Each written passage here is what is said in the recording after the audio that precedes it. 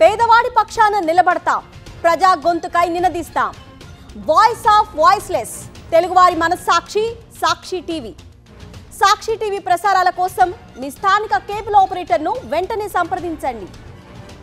మద్యానికి అనకాపల్లి జిల్లా అడ్డాగా మారుతోంది. అనకాపల్లి జిల్లాలో కల్తీ మద్యం ఏరులై పారుతోంది. తాజాగా పోలీసుల దాడిలో దొరికిన కల్తీ మద్యం వెనుక టీడీపీ నేత హస్తం ఉన్నట్లు తేలింది. హైదరాబాద్ నుంచి స్పిరిట్ కొనుగోలు చేసి బెల్ట్ షాపులకు విక్రయిస్తున్నట్లు పోలీసులు గుర్తించారు.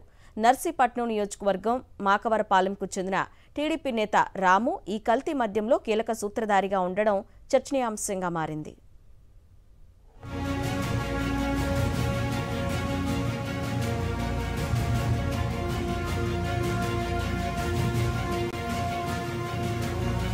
పారిశ్రామిక ప్రాంతమైన అనకాపల్లి జిల్లాను టీడీపీ కూటమి నేతలు కల్తీ మద్యానికి అడ్డాగా మార్చేస్తున్నారు.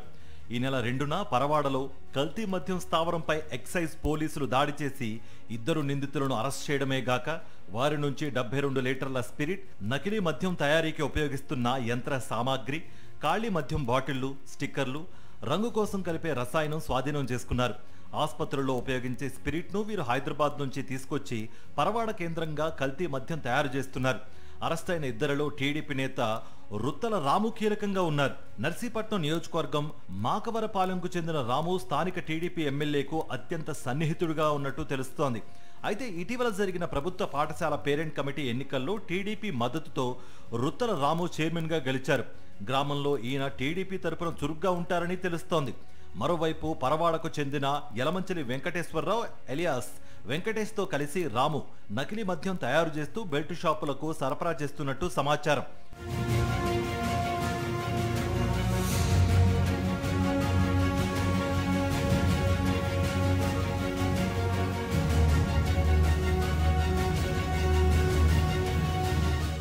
తొలుత వీరు గ్రామంలో ఒక హోటల్ నిర్వహించేవారు.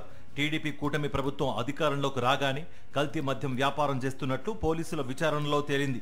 ఇదిలా ఉంటే కల్తీ మద్యం కేసులో పట్టుబడిన నిందితుడు రుత్తల రాము టీడీపీ కండువాతో స్పీకర్ అయ్యన్న పాత్రుడితో కలిసి ఉన్న ఫోటో సోషల్ మీడియాలో ప్రస్తుతం వైరల్ అవుతోంది. అయ్యన్నకు అత్యంత సన్నిహితుడిగా పార్టీ కార్యక్రమాల్లో పాల్గొంటారని సమాచారం. ఈ కల్తీ మద్యం వ్యాపారం తెరువెనుక ఎవరున్నారనే కోణంలో ఎక్సైజ్ పోలీసులు విచారణ వేగవంతం చేస్తున్నారు.